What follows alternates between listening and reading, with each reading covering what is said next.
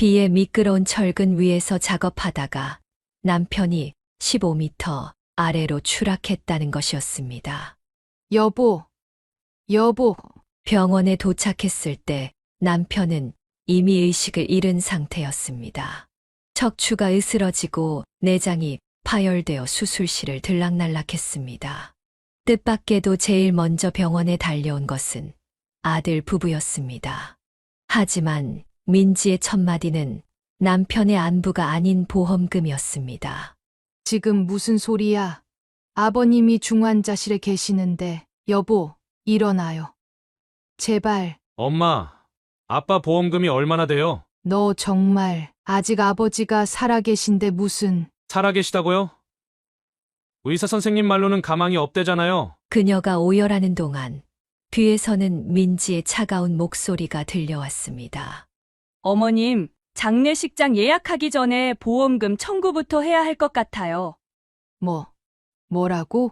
사망진단서 떼면 바로 보험금 청구할 수 있대요. 제가 알아봤어요. 사연을 듣고 난 후 각자의 의견을 댓글로 남겨주시기 바랍니다. 사소한 댓글이라도 사연자분에게 큰 힘이 될 수 있습니다. 각색될 수 있고 사연자분의 입장에서 구성될 수 있습니다. 1950년대 말 전쟁의 상처가 채 아물지 않은 시골 마을에서 양순이 여사는 태어났습니다. 아버지는 면사무소 말단 공무원이었고 어머니는 작은 구멍가게를 운영했습니다. 순이야, 너는 꼭 공부해서 훌륭한 사람이 되어야 해. 아버지는 늘 그녀에게 교육의 중요성을 강조했습니다. 가난했지만 그녀의 학비만큼은 아끼지 않았습니다. 달빛 아래서도 책을 읽던 그녀는 마을에서 소문난 모범생이었습니다. 우리 순이는 나중에 뭐가 되고 싶어? 저는요, 어려운 사람 돕는 사람이 되고 싶어요. 어린 시절부터 그녀는 남다른 동정심을 가지고 있었습니다. 구멍가게에 찾아오는 가난한 아이들에게 몰래 과자를 건네주곤 했습니다. 순이야, 너무 많이 주면 안 돼. 엄마, 저 애들은 과자 살 돈도 없대요. 어머니는 한숨을 쉬면서도 그녀의 따뜻한 마음을 말리지는 않았습니다. 하지만 그녀의 평화로운 삶은 오래가지 못했습니다. 중학교 2학년 때 아버지가 갑작스럽게 돌아가신 것입니다. 어머니, 이제 어떡하죠? 걱정 마라. 내 학비만큼은 내가 꼭 대줄게. 어머니는 구멍가게를 정리하고 장사를 시작했습니다. 새벽부터 밤늦게까지 시장에서 생선을 팔았고 그녀도 방과 후면 어머니를 도왔습니다. 순이야, 너는 공부나 해라. 아니에요. 저도 도와야죠. 시장 바닥에 쪼그리고 앉아 생선을 다듬으면서도 그녀는 책을 놓지 않았습니다. 비닐봉지에 책을 싸서 들고 다녔고 틈만 나면 공부했습니다. 저 아이 좀 봐. 저렇게 고생하면서도 공부를 하네. 시장 상인들은 그녀를 안쓰럽게 바라보았습니다. 하지만 그녀는 굴하지 않았습니다. 오히려 어려운 환경이 그녀를 더 강하게 만들었습니다. 고등학교에 진학한 그녀는 공부를 놓지 않았고 결국 대학교에 갈 수 있는 성적이 되었습니다. 이제 우리 순이가 대학생이 되는구나. 어머니는 딸의 대학 입학식 날 처음으로 눈물을 보였습니다. 그동안의 고생이 보상받는 순간이었습니다. 대학에서 그녀는 지금의 남편을 만났습니다. 시부모님의 사업을 물려받아 승승장구하던 남편과의 결혼으로 그녀의 인생은 180도 바뀌었습니다. 당신 같은 현모양처를 며느리로 얻다니 우리가 복이 많지. 시어머니는 그녀를 무척 아꼈습니다.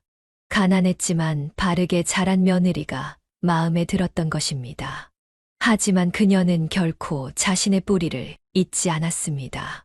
부자가 된 후에도 어려운 이웃을 돕는 일을 게을리하지 않았고 특히 가난한 학생들의 학비를 지원하는 일에 관심을 가졌습니다. 순이야, 넌 잘 살면서도 초심을 잃지 않는구나. 어머니의 말씀처럼 그녀는 늘 자신의 어린 시절을 기억했습니다. 그래서 옆집 승철이를 돌보는 것도 그저 당연한 일이었습니다. 고급 주택가에 자리 잡은 3층짜리 저택에서 양순이어 사는 남편과 함께 풍족한 삶을 살았습니다. 시부모님께서 물려주신 섬유 수출 회사는 남편의 수완 좋은 경영 아래 날로 번창했고, 그녀는 마치 TV 드라마에 나오는 대기업 사모님처럼 호화로운 생활을 영위했습니다.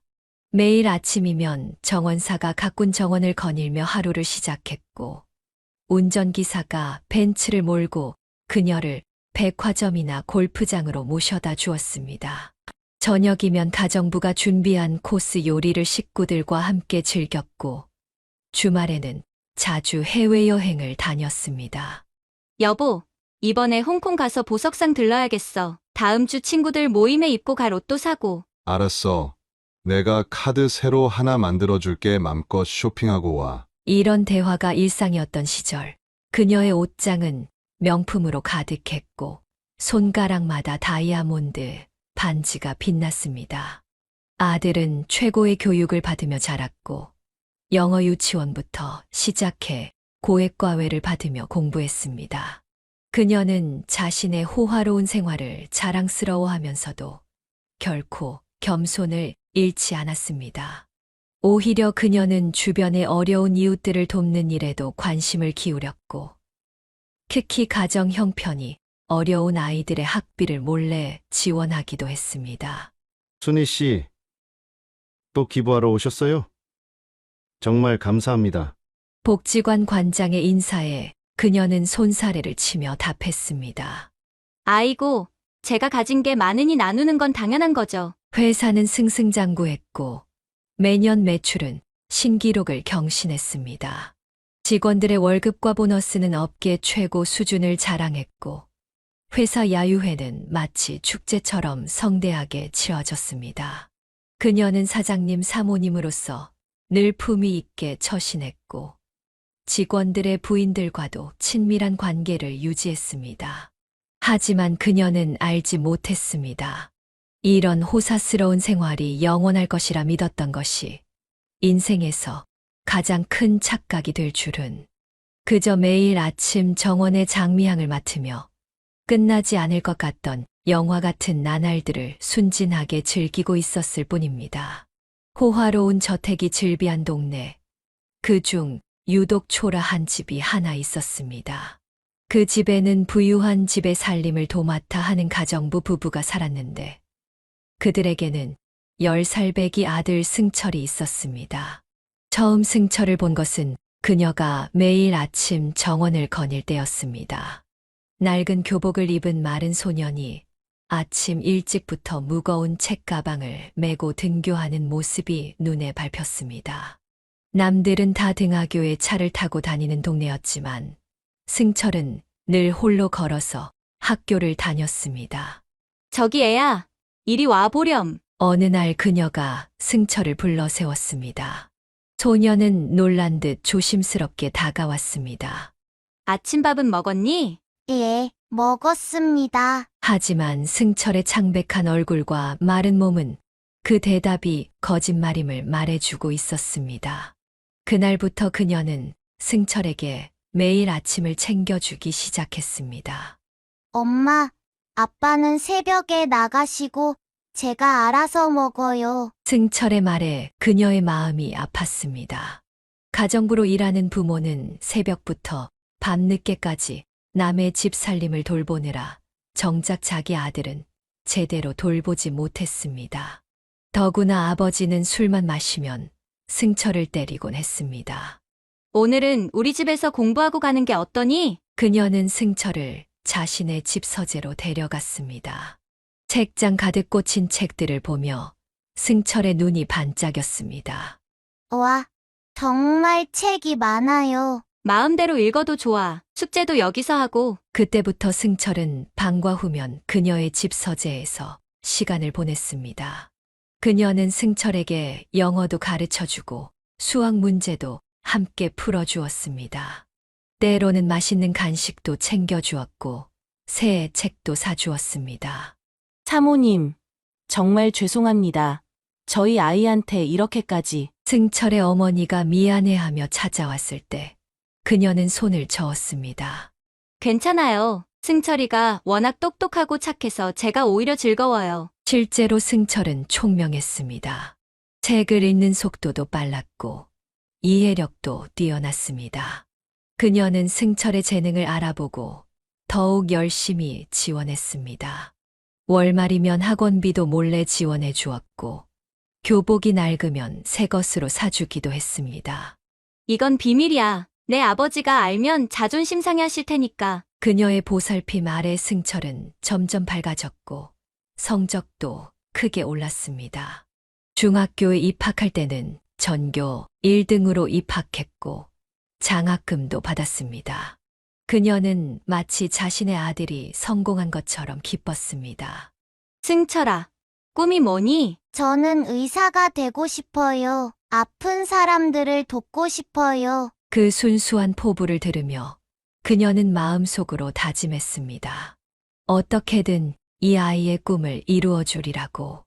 그녀는 자신의 호화로운 생활 속에서도 승철을 향한 관심을 잃지 않았고 그것이 훗날 그녀의 인생에서 가장 현명한 선택 중 하나였음을 깨닫게 될 것입니다.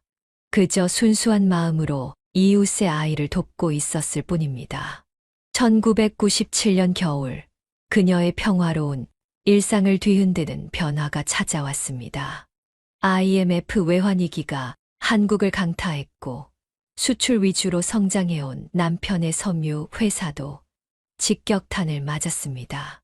여보, 오늘은 일찍 들어왔네. 회사가 좀 심각해. 남편의 굳은 표정에서 심상치 않은 기운이 느껴졌습니다. 달러 환율이 치솟으면서 원자재 수입 비용이 폭등했고 해외 바이어들은 하나 둘 계약을 파기하기 시작했습니다.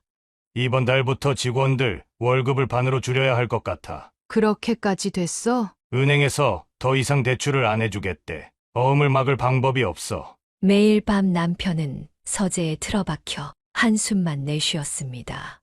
그녀는 점점 야위어가는 남편의 모습을 안타깝게 바라보았습니다. 20년 넘게 일군 회사가 하루아침에 무너져 내리는 것을 지켜보는 일은 너무나 고통스러웠습니다. 사장님, 제발 월급이라도 좀. 직원들이 하나 둘 찾아와 밀린 월급을 달라고 했습니다. 평소 가족처럼 지내던 이들의 애원 앞에서 그녀는 가슴이 찢어지는 듯 했습니다.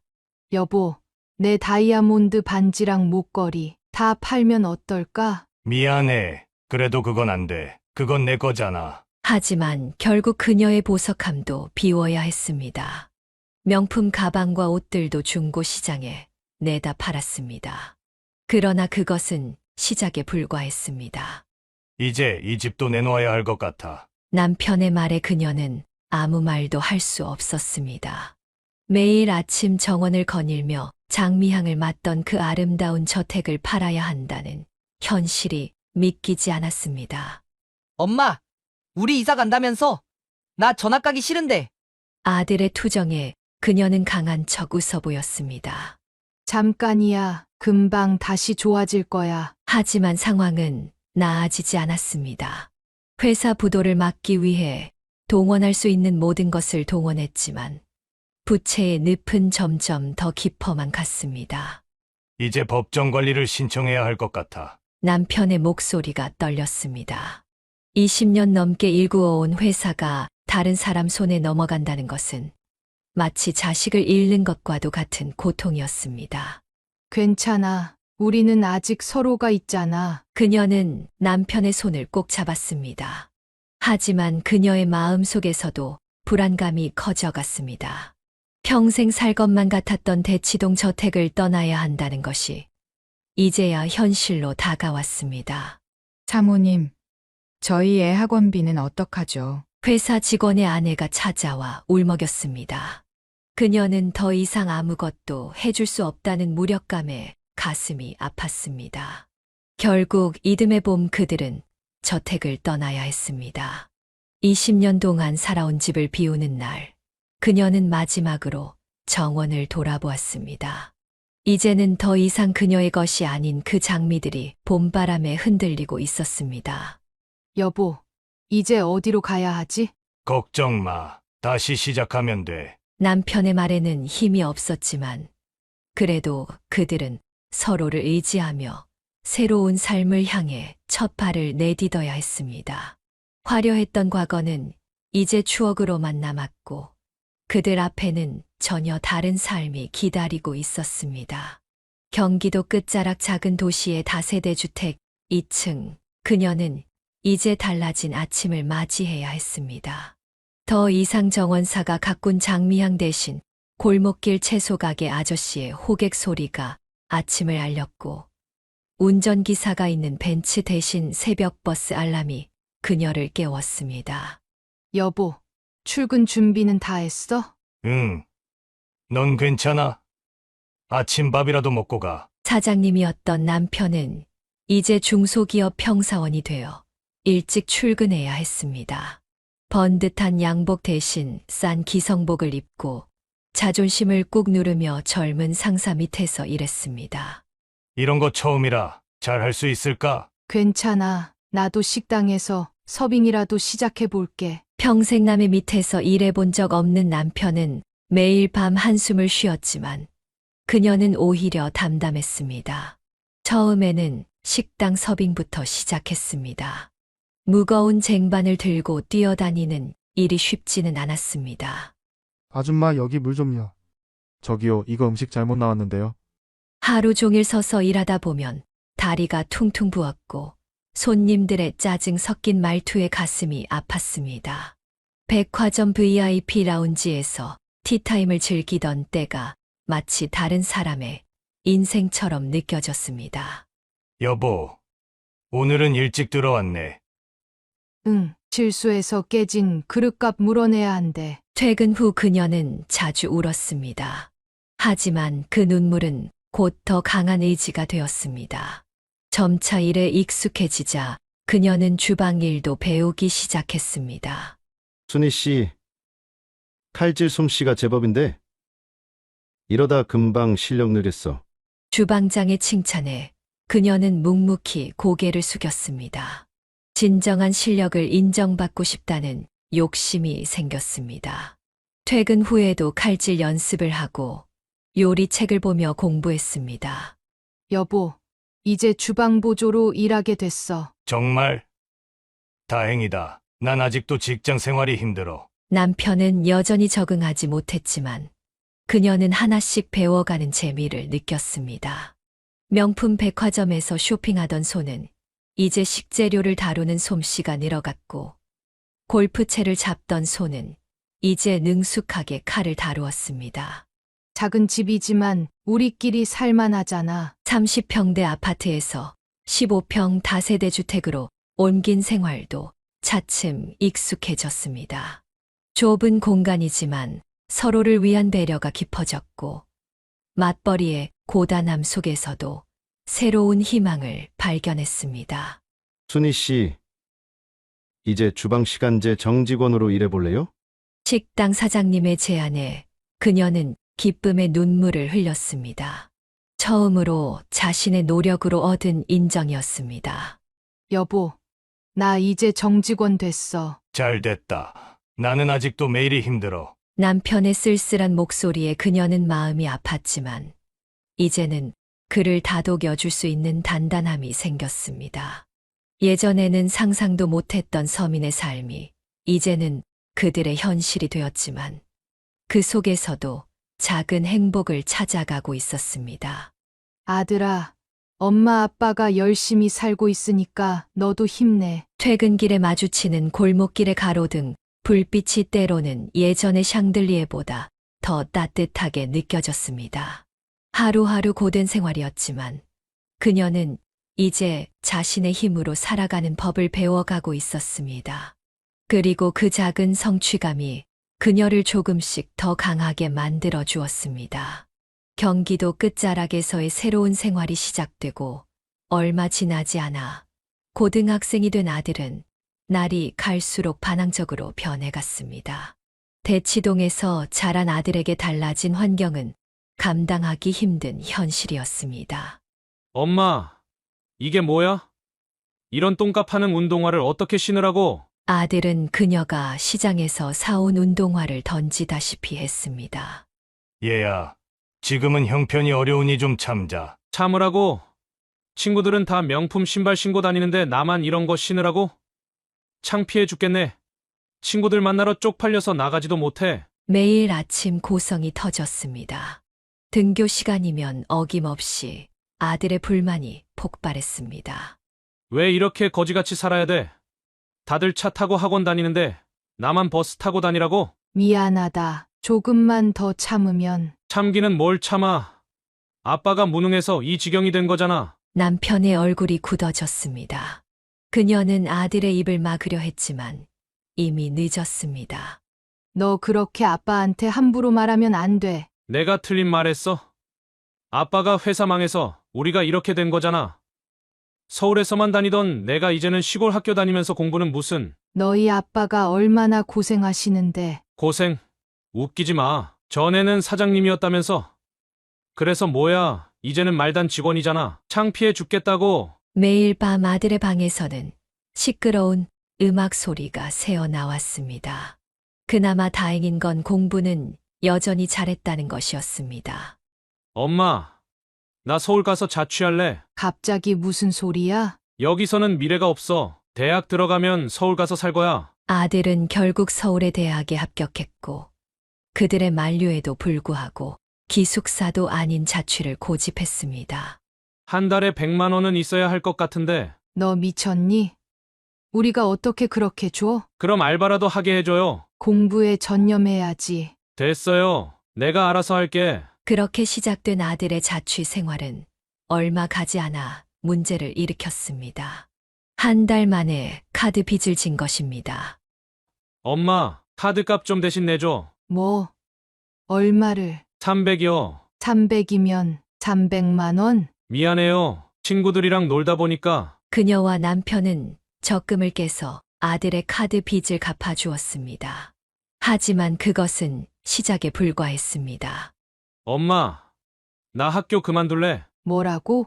대학 다닐 돈으로 사업하면 더 빨리 성공할 수 있을 것 같아. 결국 아들은 2학년을 마치자마자 자퇴를 선언했습니다. 그리고 한 달 뒤, 엄마, 사업 자금 좀 빌려줘. 너 미쳤니? 그럼 내가 알아서 할게. 나가서 살 거야. 그렇게 아들은 가출했습니다. 하지만 한 달도 채 되지 않아 다시 나타났습니다. 엄마, 생활비 좀. 얘가 진짜. 매번 이런 식이었습니다. 가출했다가 돈이 떨어지면 다시 나타나고 돈을 받아내면 또 사라졌습니다. 그녀의 눈물로 밤을 지새우는 날이 늘어갔습니다. 내 탓이야. 내가 무능해서. 부부는 서로를 안고 울었습니다. 화려했던 시절 귀하게만 키웠던 아들이 이렇게 변할 줄은 꿈에도 몰랐습니다. 그들의 가슴 속에는 후회와 자책, 그리고 깊은 상처만이 남았습니다. 결국 남편은 중소기업 사원 생활을 6개월 만에 그만두고 말았습니다. 젊은 상사의 잦은 질책과 동료들의 수군거림을 더 이상 견딜 수 없었던 것입니다. 여보, 나 회사 그만뒀어. 그래도 버텨볼 수는 없었어? 더는 못하겠어. 매일 가슴이 터질 것 같았어. 그날 밤 남편은 소주병을 비우며 쌓아둔 이야기를 털어놓았습니다. 어제는 과장님이 내 보고서 갖고 회의실에서 완전 망신을 줬어. 20살 어린 놈이 날 보고 이런 것도 모르냐고. 여보, 이제 공사판이라도 가봐야지. 거기는 적어도 누가 날 무시하진 않잖아. 다음 날부터 남편은 새벽 인력 시장을 나갔습니다. 처음에는 일거리를 구하기도 쉽지 않았습니다. 아저씨, 일 좀 해보셨어요? 처음입니다만. 그럼 안 되는데요. 다음에 오세요. 하지만 며칠을 굶어가며 기다리자 누군가 그를 불렀습니다. 처음 맡은 일은 아파트 공사장 자재 나르기였습니다. 여보, 오늘은 얼마 받았어? 8만 원. 많이 받았네. 근데 온몸이 부서질 것 같아. 사장님이었던 사람이 이제는 시멘트 포대를 나르고 있었습니다. 양복 입던 몸이 이제는 작업복으로 갈아입었고 명함 들던 손이 이제는 건설 자재를 움직였습니다. 한편 그녀는 식당에서 점점 실력을 인정받아 갔습니다. 처음에는 그저 설거지와 서빙을 하던 그녀가 이제는 주방의 중요한 일꾼이 되어 있었습니다. 순희 씨, 이제 부찬 담당 맡아볼래요? 네. 제가요? 솜씨도 좋고 성실하니까 한번 맡아보세요. 주방에서의 승진은 그녀에게 새로운 자부심을 안겨주었습니다. 예전에 골프 치던 손으로 이제는 칼을 다루는 실력자가 되어 있었습니다. 여보, 나 이제 부찬 담당이야. 잘 됐다. 난 오늘 허리 삐끗했어. 남편은 날이 갈수록 쇠약해져 갔습니다. 무거운 것을 나르다가 다치는 일이 잦아졌고, 한 번 다치면 일을 나가지 못해 수입이 끊겼습니다. 순희 씨, 이제 주방 참모로 승진하셨어요. 월급도 올려드릴게요. 감사합니다. 그녀의 승진 소식에 남편은 쓴웃음을 지었습니다. 여보, 이제 당신이 우리 집 가장이네. 무슨 소리야. 여보가 더 힘든 일 하잖아. 공사장에서 일하는 남편을 생각하면 그녀는 가슴이 아팠습니다.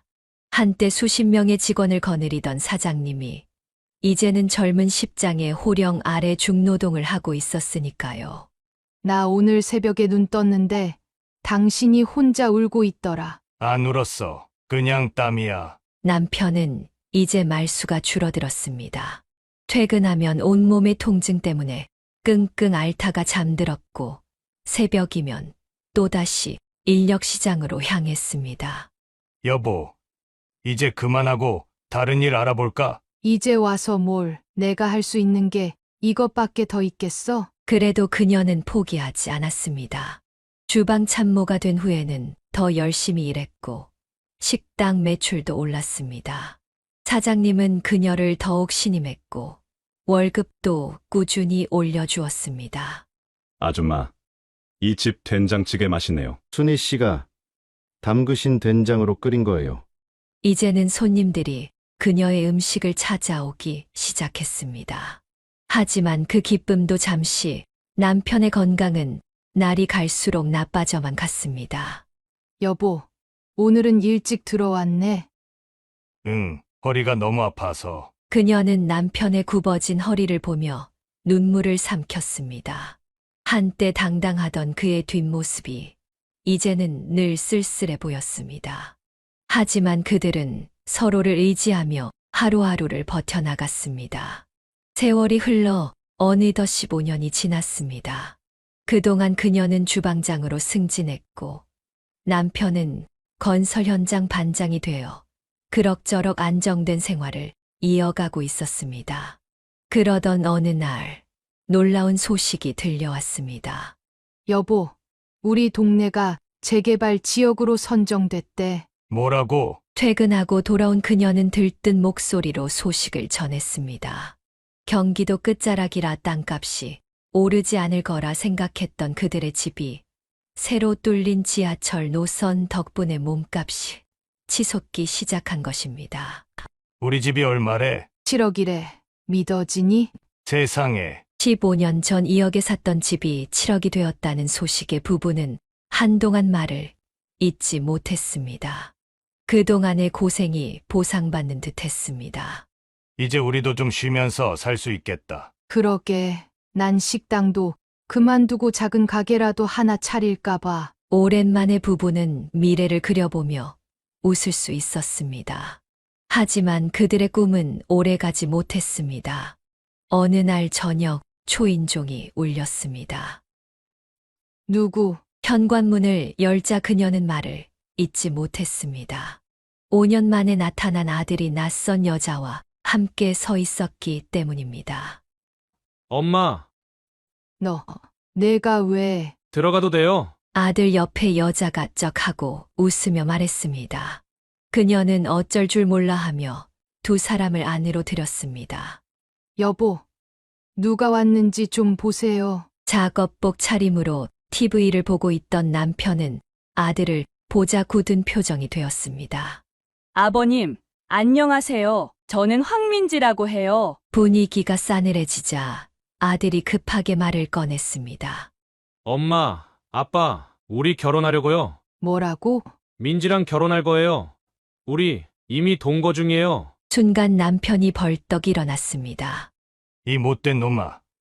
5년 동안 연락도 없다가 갑자기 나타나서 하는 말이 결혼이야. 아빠, 이제 마음 잡고 살려고요. 웃기지 마. 너 직장은 있어? 뭐 하고 살았는지는 말할 수 있어? 아들은 고개를 숙였습니다. 그때 옆에 있던 민지가 나섰습니다. 저희가 같이 가게를 하나 차리려고 해요. 그동안 모아둔 돈도 있고. 모아둔 돈이라고? 그녀는 의아했습니다. 늘 돈 때문에 곤란을 겪던 아들이었는데 갑자기 무슨 돈이 생겼다는 건지. 사실 요즘 부동산 투자를 좀 했거든요. 부동산이라고? 네, 가상화폐로 돈을 좀 벌어서. 남편의 얼굴이 시뻘개졌습니다. 도박이나 하고 다녔다는 거야? 아빠, 그건 도박이 아니라 투자예요. 싸움이 일어날 것 같자 민지가 재빨리 화제를 돌렸습니다. 그보다 저희 결혼식은 다음 달에 하고 싶은데 뭐라고? 제가 이 집에서 같이 살자고 해서. 그녀는 순간 현기증을 느꼈습니다. 겨우 희망이 보이나 싶었던 그들의 계획이 순식간에 무너져 내리는 것 같았습니다. 여보, 진정해요. 남편이 자리를 박차고 일어났다가 도로 주저앉았습니다. 허리 통증이 도진 것입니다. 아빠, 건들지 마. 넌 이제 남이야. 그날 밤 부부는 한숨도 자지 못했습니다. 재개발로 인한 기쁨도 잠시, 아들의 갑작스러운 귀환은 그들에게 새로운 고민거리를 안겨주었습니다. 여보, 어떡하죠? 모르겠어. 이제 좀 편하게 살아보나 했는데. 창밖으로 보이는 재개발 현수막이 달빛에 흔들렸습니다. 그들의 제2의 인생을 향한 꿈도 그처럼 흔들리고 있었습니다. 아들의 갑작스러운 결혼 선언 이후 더 충격적인 사실들이 하나둘 드러나기 시작했습니다. 어느 날 아침 민지가 호련히 찾아와 그녀에게 고백했습니다. 어머님, 사실 제가 임신했어요. 뭐라고? 이제 3개월 됐어요. 그녀는 순간 숨이 막혔습니다. 결혼도 하기 전에 임신이라니. 게다가 민지의 거만한 태도는 더욱 그녀의 심기를 불편하게 했습니다. 나는 반대야. 이런 결혼 절대 안 돼. 어머님, 그러시면 안 되죠. 뱃속에 있는 게 어머님 손주인데. 민지의 말투에는 어딘가 위협적인 느낌이 묻어 있었습니다. 그녀는 민지의 과거를 조사해 보기로 했습니다. 여보, 알아보니까 민지란 애가 고아래요. 고아라고? 고아원에서 자랐대요. 근데 이상한 소문이 많아요. 전에도 임신했다가 돈 받고 합의했다는. 그때 갑자기 방문이 열리며 아들이 들어왔습니다. 엄마, 민지 뒷조사하고 다녔다면서요? 얘야, 이건 엄마가 너를 위해서. 됐어요. 우리 애기 지우라고 하실 거예요? 아들의 눈빛이 매섭게 변했습니다. 그럼 제가 확실하게 말씀드릴게요. 민지랑 결혼 안 하면 이 애기 영영 못 보실 겁니다. 내가 감히. 남편이 벌떡 일어났지만 아들은 물러서지 않았습니다. 아빠도 아시죠? 이제 이 집이 재개발되면 큰돈 생기잖아요. 저희도 이 집에서 살 권리가 있어요. 이 못된 놈아. 남편이 아들에게 달려들려는 순간 민지가 끼어들었습니다. 어머님, 아버님, 저 솔직히 말씀드릴게요. 전 고아원에서 자랐어요. 부모 없이 자란 게 제 잘못인가요? 민지의 눈에 눈물이 고였습니다. 하지만 그녀는 그 눈물이 진심이 아님을 직감적으로 알 수 있었습니다. 그래서 제 아이만큼은 꼭 가족이 있는 환경에서 키우고 싶어요. 제가 겪은 아픔을 대물림하고 싶지 않아요. 민지의 눈물 섞인 호소에 남편의 표정이 흔들렸습니다. 여보. 아이고, 이를 어쩐다. 결국 그들은 굴복하고 말았습니다. 뱃속의 아이를 볼모로 한 아들의 협박과 민지의 교묘한 감정 조작이 통한 것입니다. 그럼 결혼식은 작게 하자. 네, 어머님. 근데 제가 웨딩드레스는 좀 좋은 걸로 하고 싶은데. 민지의 태도는 승낙을 받자마자 달라졌습니다. 결혼 준비 과정에서 그녀는 점점 더 많은 요구를 해왔습니다. 어머님, 예물은 좀 있어 보이게 해주세요. 제가 고아 출신이라고 무시당하긴 싫어요. 청첩장도 고급으로 하고 하객들 식사도 뷔페 말고 코스로 하면 좋을 것 같아요. 매번 민지가 입을 열 때마다 그녀의 가슴은 철렁 내려앉았습니다. 재개발을 앞두고 있다는 걸 알고 노린 것이 분명했습니다. 여보, 우리가 너무 쉽게 허락한 걸까요? 이미 엎질러진 물인데 어쩌겠소. 결혼식 날 민지는 비싼 웨딩드레스를 입고 환하게 웃었습니다. 하지만 그녀의 눈에는 그 웃음이 비단 뒤에 숨은 칼날처럼 보였습니다. 어머님, 이제 저도 이 집의 딸이에요. 잘 부탁드려요. 민지의 말에 그녀는 등골이 오싹해졌습니다. 결혼 직후부터 민지의 실체가 서서히 드러나기 시작했습니다. 임신 중이라는 핑계로 집안일은 발도 들이지 않았고 매일 늦잠을 자다가 점심때나 되어서야 일어났습니다. 아이고, 어머님, 너무 힘들어요. 입덧이 심해서. 병원에서는 건강하다며?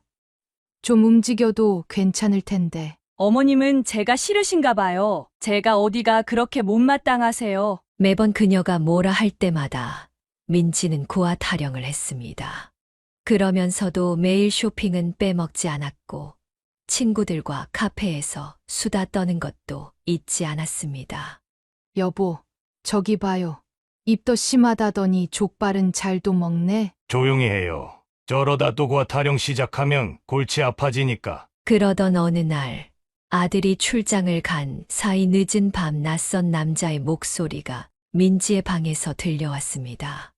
오빠, 이제 가봐. 시어머니 깰라. 그녀는 귀를 의심했습니다.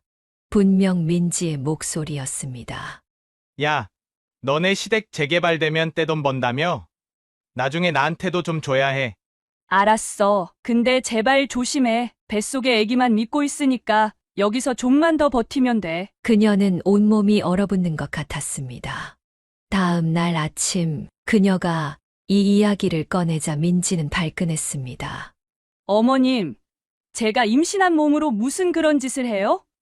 어제 온 건 그냥 고아원 선배고 제가 너무 우울해서 잠깐 상담한 것뿐이에요. 상담? 이 밤중에? 보세요. 또 저를 의심하시잖아요. 어머님은 저 같은 고아를 처음부터 며느리로 인정 안 하신 거죠. 민지는 방으로 들어가 문을 쾅 닫더니 하루 종일 나오지 않았습니다. 저녁에 돌아온 아들은 그녀를 다그쳤습니다. 엄마, 왜 임신한 와이프를 이렇게 못 살게 구세요? 얘야, 내 마누라가. 됐어요. 민지가 유산이라도 되면 책임질 거예요. 결국 그녀는 입을 다물 수밖에 없었습니다. 그렇게 시간이 흘러 손녀가 태어났습니다. 하지만 상황은 더욱 악화되었습니다. 아기가 밤에 계속 울어서 잠을 못 자겠어요. 어머님이 좀 봐주세요. 내가 엄마면서 왜 애를 나한테? 저는 고아라서 엄마가 어떤 건지 모르잖아요. 어머님이 가르쳐 주셔야죠. 심지어 아기 기저귀도 제때 갈아주지 않아 아기는 엉덩이가 다 짓물러 있었습니다. 어떻게 엄마가 아기를 이렇게 방치해? 제가 우울증이 심해서 그래요. 고아 출신이라 애착 형성이 잘 안 된대요. 민지는 육아는 뒷전인 채 매일 피부관리실과 네일샵을 들락거렸습니다. 아기는 그녀가 돌보게 되었고 민지는 마치 그것이 당연하다는 듯 행동했습니다. 어머님, 저 오늘 친구들이랑 약속 있어요. 애기 좀 부탁해요. 밤 늦게 들어올 거면 애기 분유라도 타놓고. 어머님이 알아서 하시면 되잖아요. 아니면 제가 애기 데리고 나가서 살까요? 민지의 협박에 그녀는 또다시 입을 다물어야 했습니다. 손녀를 볼모로 한 민지의 행패는 날이 갈수록 심해졌습니다. 여보, 이러다가 우리 손녀가 버림받은 것처럼 자랄까봐 걱정이에요. 그래도 지금은 꾹 참아요. 재개발 끝나고 이사 가면 그때 따로 살게 하면 되지. 하지만 그들의 계획대로 될 리 없었습니다. 며느리의 행태로 집안 분위기는 날이 갈수록 험악해졌고 이는 고스란히 남편의 건강을 갉아먹었습니다. 허리 통증이 심해진 남편은 일을 나가기 힘들어했지만 민지의 끝없는 요구사항을 감당하기 위해서는 쉴 수가 없었습니다. 여보, 오늘은 좀 쉬세요. 허리가 많이 안 좋아 보여요. 안 돼, 돈 벌어야지. 남편은 매일 아침 진통제를 달고 살았습니다. 허리를 굽히기도 힘들어 하면서도 공사장의 고된 노동을 멈출 수 없었습니다. 민지야, 제발 적당히 좀 해라. 아버님 아프신 거 안 보여? 이런 협박에 남편은 또다시 아픈 몸을 이끌고 일터로 나가야 했습니다. 그녀는 남편의 굽은 등을 보며 매일 밤 눈물을 흘렸습니다. 날씨마저 좋지 않았습니다. 장마철이 시작되면서 공사장은 더욱 위험해졌고 남편의 허리 통증도 습기 때문에 악화되었습니다. 비가 내리던 그날 아침도 평소와 다름없이 남편은 새벽 일찍 공사 현장으로 출근했습니다. 그녀는 늘 그랬듯이 도시락을 싸서 배웅했습니다. 여보, 오늘은 비가 오니까 조심해서 일해요. 알았어. 당신도 식당 가는 길에 우산 꼭 챙기고. 이것이 남편과 나눈 마지막 대화가 될 줄은 그녀는 미처 알지 못했습니다. 점심시간이 조금 지났을 무렵 갑자기 식당으로 전화가 걸려왔습니다. 여보세요? 양순희 씨 되십니까? 네, 그런데요. 남편분이 공사 현장에서 사고가 났습니다. 지금 바로 병원으로 와주셔야. 그녀의 손에서 전화기가 떨어졌습니다. 비에 미끄러운 철근 위에서 작업하다가 남편이 15m 아래로 추락했다는 것이었습니다. 여보, 병원에 도착했을 때 남편은 이미 의식을 잃은 상태였습니다. 척추가 으스러지고 내장이 파열되어 수술실을 들락날락했습니다. 뜻밖에도 제일 먼저 병원에 달려온 것은 아들 부부였습니다.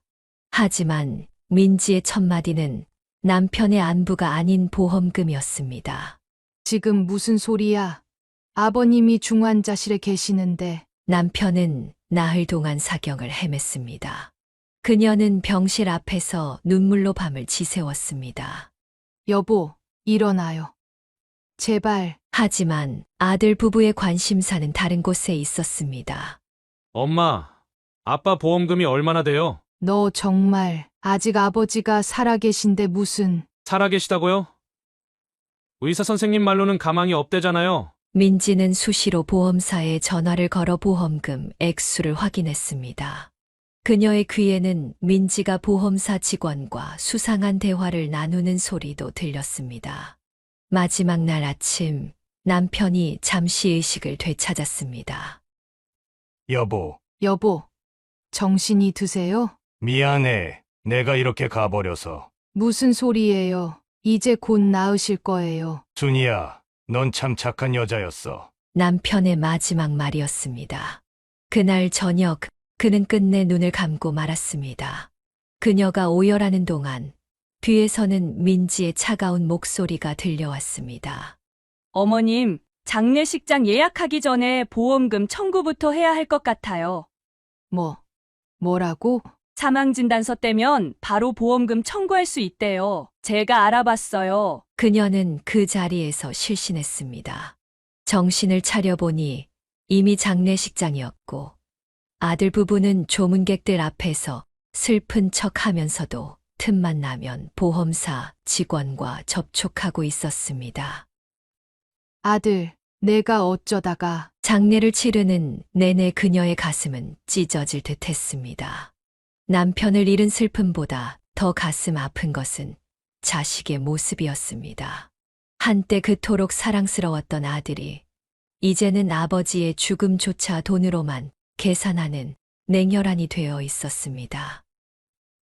여보, 우리 아들이 왜 이렇게 됐을까요? 빈소에 놓인 남편의 영정 앞에서 그녀는 끝없이 눈물을 흘렸습니다. 하지만 이것은 시작에 불과했습니다. 더 큰 배신이 그녀를 기다리고 있었으니까요. 장례식 이후 그녀는 보험금 청구를 위해 보험사를 찾았습니다. 남편이 평생 꼬박꼬박 부어온 보험금으로 장례 비용이라도 충당하려 했습니다. 네, 이미 수익자가 변경되었다고요? 네. 한 달 전에 수익자가 아드님으로 변경되었습니다. 모험사 직원의 말에 그녀는 귀를 의심했습니다. 분명 남편은 그녀를 수익자로 해두었다고 했는데. 잠시만요. 그럼 서류 좀 보여주시겠어요? 창구 직원이 내민 서류를 보는 순간 그녀의 손이 떨려왔습니다. 남편의 서명이 있었지만 분명 위조된 것이었습니다. 이건 남편 글씨가 아닌데요. 그리고 당시 남편은 병원에 입원해 계셨어요. 당시 보험사를 담당했던 직원을 찾아가 보니 그는 이미 퇴사한 상태였습니다. 하지만 우연히 만난 전 동료의 폭로로 충격적인 진실이 드러났습니다. 최 과장이요. 아들 분이랑 자주 만나던데 술 마시면서 보험금 나누자는 얘기도 하고. 그녀는 그 자리에서 실신할 뻔했습니다. 아들이 보험사 직원과 결탁해 7억 원의 보험금을 가로채려 한 것입니다. 엄마, 이제 와서 그러지 마요. 어차피 돈은 가족한테 가는 건데 뭐가 문제라고. 내가 정말 그럴 수가 있니? 제가 아빠 아들이잖아요. 당연히 제가 받아야죠. 아들의 뻔뻔한 태도에 그녀는 가슴이 찢어지는 것 같았습니다. 야, 이 천하의 못된 놈아. 내 아버지가 널 위해 평생 보험료 부은 줄 아나? 나를 위해서야. 엄마도 참 돈 몇 푼에 그렇게 달라지시게? 우리 같이 쓰면 되잖아요. 그때 민지가 끼어들었습니다. 어머님, 우리가 애기도 키워야 하고 앞으로 살 일도 많은데 그냥 수긍하시는 게 어떠세요? 수사를 시작해보니 더 충격적인 사실들이 드러났습니다. 보험사 직원 최 과장은 아들과 함께 병원을 들락거리며 남편의 상태를 체크했고 위독할 때를 노려 서류를 조작했던 것입니다. 최 과장님이 다 알려줬어요. 아버지 의식 없을 때 도장만 찍으면 된다고. 경찰 조사에서 아들은 대부분의 사실을 실토했습니다. 보험금의 30%를 최 과장에게 주기로 했다는 충격적인 내용까지. 온몸에 힘이 빠진 그녀는 그 자리에서 쓰러졌습니다. 정신을 차려보니 병원 응급실이었고 아들 부부의 수군거리는 소리가 들려왔습니다. 여보, 이참에 아예 저기로 모시는 건 어때? 그래, 우리가 알아본 그 요양병원. 그녀는 공포에 휩싸였습니다. 아들 부부의 목소리에서 섬뜩한 기운이 느껴졌기 때문입니다. 정신을 차렸을 때는 이미 낯선 병실이었습니다. 희미한 의식 속에서 그녀는 아들과 민지의 대화를 들을 수 있었습니다. 원장님, 어머니가 최근에 치매 증상이 심해져서요. 보험금 타령을 하시면서 폭력적으로 변하셨어요. 네. 그런 적 없는데. 그녀가 항변하려 했지만 온몸에 맞은 듯한 무기력감이 덮쳐왔습니다. 어머니, 이제 여기서 좀 쉬세요. 치매 초기라 빨리 치료해야 한다고 하네요. 민지의 달콤한 목소리와 달리 그녀의 눈빛은 차가웠습니다. 내가 무슨 치매야. 당장 여기서 나가게 해줘. 하지만 그녀의 소리침은 오히려 독이 되었습니다. 보세요, 원장님. 어머님이 이렇게 폭력적으로 변하셨어요. 돈 때문에 저희를 의심하시고. 원장은 고개를 끄덕이며 차트에 뭔가를 적었습니다. 잠깐만요. 제가 무슨 치매예요. 제발. 간호사들이 달려와 그녀를 강제로 붙잡았습니다.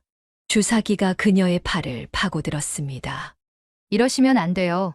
어머님 진정제 맞으시고 좀 쉬세요. 쏟아지는 졸음 속에서 그녀는 민지의 싸늘한 미소를 볼 수 있었습니다. 여보, 이제 됐어. 한 달만 있으면 보험금도 해결되고. 그렇게 시작된 요양원 생활은 생지옥이었습니다. 매일 아침 알 수 없는 약들을 먹여댔고 조금이라도 저항하면 진정제 주사가 놓였습니다. 선생님, 제발 저 좀 도와주세요. 제가 정상이에요. 양순이님, 또 망상이 시작되셨나요? 진정제 놓을까요? 간호사들은 마치 짜고 치는 고스톱처럼 그녀의 호소를 무시했습니다. 나중에 알고 보니 아들 부부가 월 200만 원의 특별 관리비를 지불하고 있었던 것입니다. 치매 환자 맞습니다. 보호자분이 다 서류 갖고 오셨어요. 의사의 말에 그녀는 절망했습니다. 아들이 위조한 서류들, 돈으로 매수한 의사의 진단서. 모든 것이 완벽하게 준비되어 있었습니다. 이러다가 진짜 미치겠어. 살려주세요. 창살 없는 감옥이었습니다. 밖으로 나가려 하면 보안 요원이 가로막았고 전화는 철저히 통제됐습니다. 면회도 아들 부부 외에는 금지됐습니다. 어머니, 잘 지내시죠? 손녀도 보고 싶어 하는데. 민지의 위선적인 면회가 이어질 때마다 그녀는 속으로 피를 토했습니다. 손녀는 한 번도 데려오지 않으면서 손녀 얘기로 그녀를 자극했습니다. 언제까지 날 여기 가둬둘 생각이야. 어머님, 또 망상이 시작되셨어요? 선생님, 어머님이 또 이상한 말씀을 하세요. 한 달이 지나고 두 달이 지나도 그녀를 찾는 사람은 없었습니다. 세상은 그녀를 잊은 것 같았습니다. 하지만 운명은 그녀에게 마지막 기회를 준비하고 있었습니다. 우연히 그녀의 병실을 순회하던 새로운 원장의 눈에 익숙한 얼굴이 들어왔기 때문입니다. 새로 부임한 원장이 병실을 순회하던 그날, 그녀의 인생은 극적인 전환점을 맞이했습니다. 회진 중이던 원장은 503호실 앞에서 발걸음을 멈췄습니다. 잠시만요, 이분이. 원장은 차트를 넘기다가 환자 이름을 보고 놀란 듯 했습니다. 그녀는 약에 취해 몽롱한 상태로 누워 있었습니다. 양순이 여사님. 희미한 의식 속에서 그녀는 낯익은 목소리를 들었습니다. 고개를 돌리자 흰 가운을 입은 중년 남성이 서 있었습니다. 승철이? 맞아요. 제가 승철이에요. 옆집에 살던. 눈물이 그녀의 볼을 타고 흘러내렸습니다. 20년도 더 된 그 시절 가난한 이웃집 소년이었던 승철이 이제는 요양병원 원장이 되어 그녀 앞에 서 있었습니다. 어떻게 이런 곳에? 여사님께서는 왜? 승철은 즉시 그녀의 차트를 자세히 살펴보았습니다. 치매 진단 기록, 처방된 약물들, 입원 경위, 모든 것이 수상했습니다. 여사님, 잠시만 기다리세요. 제가 확인해 볼 게 있습니다. 승철은 곧바로 조사에 착수했습니다. 입원 서류를 검토하고 CCTV를 확인하고 간호사들을 개별적으로 면담했습니다. 원장님, 사실은 매달 특별관리비를 받고 있었습니다. 보호자분들이 어머님이 난폭하다고 해서. 진실이 하나둘 드러났습니다. 불법적인 입원 절차, 과다한 약물 투여, 금전 거래의 증거들이 속속 발견되었습니다. 여사님, 제가 지금 바로 조치하겠습니다. 승철은 즉시 그녀의 약물 투여를 중단시켰습니다. 며칠이 지나자 그녀의 정신이 또렷해졌고 그동안의 일들을 상세히 이야기할 수 있게 되었습니다. 승철아, 내가 이렇게 될 줄은 몰랐어. 여사님, 그때 저를 도와주신 것처럼 이제는 제가 여사님을 도울 차례입니다. 승철은 최고의 변호사를 소개해 주었습니다. 의료법 위반, 감금, 사기 등 아들 부부의 범죄 혐의는 명백했습니다. 이런 의료 기록과 CCTV 증거만으로도 충분히 승소할 수 있습니다. 변호사의 말에 그녀는 망설였습니다. 아무리 그래도 자식을 고소하는 것이. 여사님, 지금은 단호하게 대처하셔야 합니다. 보험금 사기에 불법 현금까지 이대로 두시면 안 됩니다. 승철의 진심 어린 조언에 그녀는 결심을 굳혔습니다. 자식이라고 해서 이런 악행을 용서할 수는 없었습니다. 승철아, 내가 이렇게 훌륭한 사람이 되어 있을 줄은. 다 여사님 덕분입니다. 그때 여사님께서 저를 돌봐주시지 않았다면 저는 지금쯤. 승철의 눈시울이 붉어졌습니다. 어린 시절 그녀가 건네준 따뜻한 밥 한 그릇, 가르쳐준 글자 하나하나가 지금의 자신을 만들었다고 했습니다. 이제부터 제가 여사님의 든든한 후원자가 되어드리겠습니다. 법적 대응은 물론 앞으로의 생활까지. 그녀는 승철의 손을 꼭 잡았습니다. 한때 도움을 주었던 이웃집 소년이 이제는 그녀의 구원자가 되어 있었습니다. 운명이란 이렇게 신비로운 것인지도 모릅니다. 재판이 시작되고 법정은 팽팽한 긴장감으로 가득 찼습니다. 아들 부부는 최고의 변호인단을 선임했고 그들은 그녀의 정신 상태가 불안정했다는 것을 입증하려 했습니다.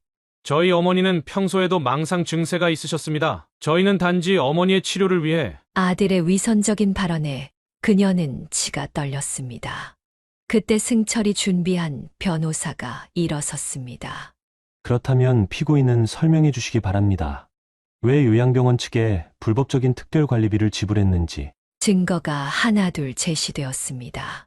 병원 직원들의 증언, CCTV 영상, 불법 약물 투여 기록. 하지만 아들 부부 측은 이마저도 부정했습니다. 모든 것은 어머니의 치료를 위한 것이었습니다. 저희가 왜 친어머니를 그때였습니다. 법정 뒤편에서 작은 목소리가 들려왔습니다. 거짓말이에요. 10살배기 손녀 민서가 일어선 것입니다. 민지는 얼굴이 창백해졌습니다. 민서야, 너는 가만히 있어. 하지만 민서는 떨리는 목소리로 계속 말을 이었습니다. 그날 밤 엄마 아빠가 이야기하는 거 다 들었어요. 할아버지 돌아가시기 전에. 방청석이 술렁였습니다. 민서는 그날 밤 우연히 들은 부모의 대화를 모두 증언했습니다. 아빠가 그랬어요. 보험금만 받으면 우리가 대박이야. 엄마는 요양원에 처박아 버리면 돼. 이렇게요. 민지가 벌떡 일어났습니다. 민서야! 너 지금 뭐 하는 거야? 싫어요. 저는 더 이상 거짓말하기 싫어요. 할머니가 보고 싶었는데 엄마가 자꾸 못 만나게 했어요. 눈물을 흘리며 하는 민서의 증언에 법정은 침묵에 빠졌습니다. 판사는 민서에게 다정하게 물었습니다. 또 기억나는 이야기가 있니? 네, 엄마가 최 아저씨랑 통화하는 것도 들었어요. 할아버지 보험금 서류 조작하는 거요. 결정적인 증언이었습니다. 아들 부부의 범행은 명백해졌고 보험사 직원의 공모 사실도 밝혀졌습니다. 피고인들의 범행은 매우 악질적입니다. 자신의 부모를 대상으로 한 보험 사기와 불법 감금. 판사의 선고가 이어졌습니다. 아들 부부에게는 벌금형과 함께 집행유예가 선고되었고 보험사 직원은 즉시 해고되었습니다. 할머니, 저 이제 할머니랑 살고 싶어요. 재판이 끝난 후 민서가 그녀를 꼭 안았습니다. 그녀는 손녀의 머리를 쓰다듬으며 눈물을 흘렸습니다. 우리 민서가 이렇게 용감했구나. 승철은 그 모습을 보며 안도의 한숨을 내쉬었습니다. 진실은 결국 밝혀지는 법이었습니다. 여사님, 이제 모든 게 끝났습니다. 새로운 시작을 하실 수 있어요. 그녀는 고개를 끄덕였습니다. 아들 부부의 배신으로 찢어진 가슴이었지만 손녀의 진실된 마음이 그 상처를 조금이나마 달래주는 것 같았습니다. 재판이 끝난 후 민서는 법원 복도에서 부모와 마주섰습니다. 민지가 먼저 손을 뻗었습니다. 민서야! 이제 집에 가자. 엄마가 앞으로는 잘할게. 하지만 민서는 고개를 저으며 할머니 뒤로 숨었습니다. 싫어요. 전 할머니랑 살 거예요. 뭐라고? 너 아직 어린애가 무슨... 민서의 눈빛은 단호했습니다. 10살 아이치고는 너무나 어른스러운 결단이었습니다. 엄마 아빠는 나쁜 사람이에요. 할아버지도 돌아가시게 하고 할머니도 병원에 가두고 전 그런 부모님이랑 살기 싫어요. 아들이 앞으로 나섰습니다. 야, 너 지금 부모를 버리겠다는 거야? 아빠가 먼저 할머니를 버렸잖아요. 자기 엄마를 제가 봤어요. 엄마 아빠가 몰래 서류 조작하는 거. 민서의 말에 주변이 조용해졌습니다. 어린 아이의 입에서 나오는 말이라고는 믿기지 않을 만큼 날카로운 지적이었습니다. 여보, 애를 데리고 가요. 강제로라도. 민지가 민서의 팔을 잡으려 했지만 승철이 앞을 막아섰습니다. 그만하세요. 이러시면 아동학대로 또 고소당하실 수 있습니다. 결국 그녀는 손녀와 함께 새로운 보금자리를 마련했습니다. 승철이 소개해준 조용한 아파트였습니다. 할머니, 이제 저희끼리 잘 살 수 있죠? 그럼 우리 민서가 이렇게 든든한데 하지만 아들 부부는 쉽게 포기하지 않았습니다. 수시로 찾아와 행패를 부렸고 민서의 학교 앞까지 따라다녔습니다. 엄마, 우리 딸 좀 보게 해줘요. 잠깐이라도. 제발 그만해. 민서가 얼마나 무서워하는데. 결국 그녀는 접근 금지, 가처분 신청을 할 수밖에 없었습니다. 경찰이 아들 부부를 연행하는 모습을 보며 그녀는 눈물을 흘렸습니다. 엄마, 이러면 진짜 끝이에요. 다시는 왕래 못해요. 아들의 외침이 복도에 울렸지만 그녀는 더 이상 돌아보지 않았습니다. 이미 그들은 더 이상 가족이 아니었습니다. 할머니, 울지 마세요. 제가 있잖아요. 민서가 그녀의 손을 꼭 잡았습니다. 어른스러운 손녀의 모습에 그녀는 오히려 감동의 눈물이 났습니다. 우리 민서가 이렇게 의젓한 줄 몰랐네. 그날 이후 아들 부부는 정말로 모습을 감췄습니다. 가끔 민서의 학교 앞을 서성이는 것이 목격되었지만 접근 금지 명령 때문에 더 이상 가까이 올 수는 없었습니다. 할머니, 저 이제 진짜 행복해요. 거짓말 안 해도 되고, 마음대로 울어도 되고. 민서의 말에 그녀는 가슴이 찢어지는 듯 했습니다. 그동안 손녀가 얼마나 힘들었을지 짐작할 수 있었습니다. 이제 우리끼리 새로운 가족이 되는 거야. 승철은 그들의 새 출발을 적극적으로 도왔습니다. 민서의 전학 수속을 도와주고 주변 환경도 꼼꼼히 살펴주었습니다. 여사님, 이제 진짜 가족을 찾으신 것 같네요. 피는 물보다 진하다지만 때로는 진정한 가족이란 서로를 위해 진실된 마음을 보여주는 사람들인지도 모릅니다. 그녀가 아들 부부와 완전히 절연하고 한 달쯤 지났을 때 승철이 그녀를 자신의 병원 사무실로 초대했습니다. 여사님, 오늘은 제가 특별히 준비한 게 있습니다. 승철은 그녀를 자리에 앉히고 오래된 사진 한 장을 꺼냈습니다. 20년도 더 된 사진 속에는 어린 승철이 책을 들고 환하게 웃고 있었습니다. 이걸 아직도 갖고 있었어? 당연하죠. 제 인생의 전환점이 담긴 사진인걸요. 그날 승철은 오랫동안 하지 못했던 이야기를 털어놓았습니다. 가정폭력에 시달리던 어린 시절, 그녀가 건네준 따뜻한 밥 한 그릇이 얼마나 큰 위로가 되었는지. 여사님이 아니었다면 저는 아마 지금쯤. 승철의 목소리가 떨렸습니다. 그때 여사님께서 제게 희망을 주셨어요. 그때 이후로 저는 희망을 잃지 않고 끝까지 노력했습니다. 그래서 의대에 진학해서 의사가 됐고. 승철아, 내가 이렇게 잘 될 줄은 몰랐어. 다 여사님 덕분입니다. 그동안 찾아뵙고 싶었는데 제가 너무 바빴어요. 승철은 자리에서 일어나 창가로 걸어갔습니다. 병원 창문 너머로 새로 짓고 있는 큰 건물이 보였습니다. 저기가 새로 짓는 실버타운입니다. 여사님께서 계시기에 딱 좋은 곳이 될 거예요. 그녀는 고개를 저었습니다. 고맙지만 난 이제 이 동네를 떠나려고 해. 네? 하지만 이곳에는 너무 많은 상처가 있어. 민서와 함께 새로운 곳에서 시작하고 싶어. 승철은 잠시 침묵했다가 그녀의 손을 잡았습니다. 알겠습니다. 그럼 제가 좋은 곳을 소개해 드릴게요. 아니야, 승철아. 난 조용히 살고 싶어. 그녀는 이미 마음을 정한 듯 했습니다. 재개발로 오른 집값으로 받을 돈도 있고 보험금도 되찾았으니 새로운 곳에서 시작하기에 충분했습니다. 그래도 가끔은 연락해 주세요. 제가 찾아뵐게요. 그래. 내가 이렇게 훌륭한 사람이 되어서 정말 기뻐. 떠나기 전날 승철은 그녀의 새 집을 구하는 것을 도와주었습니다. 조용한 바닷가, 마을의 깔끔한 전원주택이었습니다. 여사님, 이제는 행복하셔야 해요. 제가 그때처럼 매일 찾아가진 못하겠지만. 알아. 넌 이제 바쁜 사람이잖아. 그녀는 승철을 꼭 안아주었습니다. 한때 굶주리고 헐벗었던 소년이 이렇게 훌륭한 어른이 되어 자신을 도와주다니 인생이란 참으로 신비로운 것이었습니다. 할머니, 우리 진짜 바다가 보이는 집으로 가는 거예요? 민서의 설렘 가득한 목소리에 그녀도 미소 지었습니다. 이제 그들은 새로운 시작을 향해 떠날 준비가 되어 있었습니다.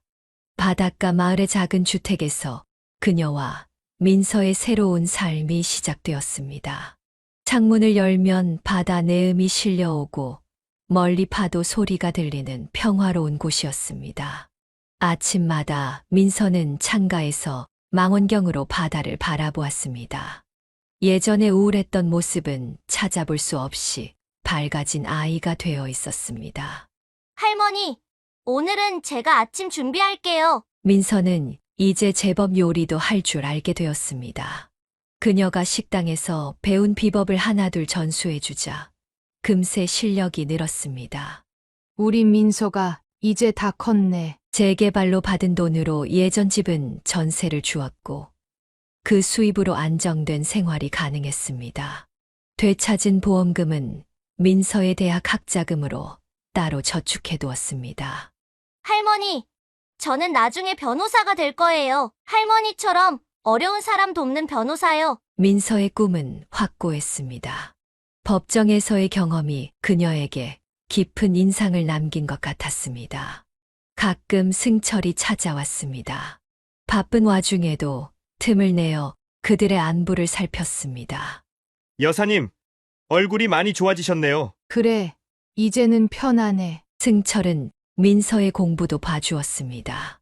자신이 받았던 사랑을 이제는 다른 이에게 전하는 모습이 대견했습니다. 아들 부부는 더 이상 연락하지 않았습니다.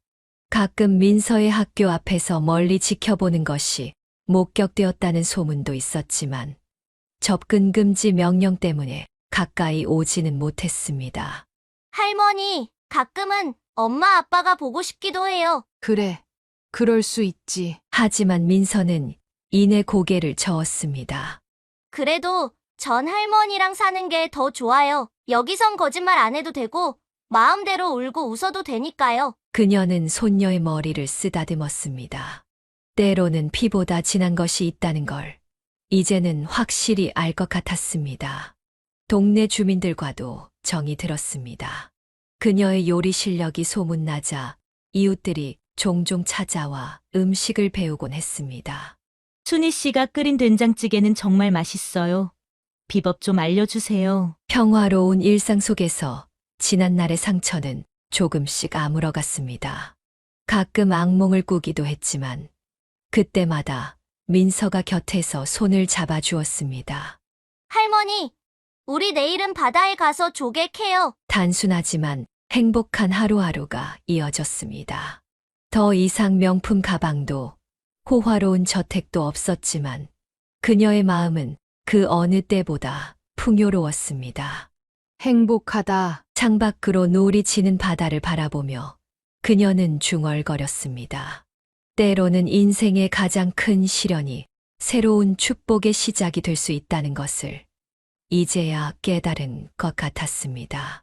파도 소리가 잔잔히 들리는 저녁, 그녀와 민서는 테라스에 앉아 별을 세었습니다. 이제 그들의 이야기는 새로운 장을 향해 펼쳐지고 있었습니다. 사연을 듣고 댓글을 남겨주시기 바랍니다. 사소한 의견일지라도 사연자분에게는 큰 힘이 됩니다. 노골적인 악성 댓글은 사연자분에게 상처가 될 수 있으니 삼가주시기 바랍니다.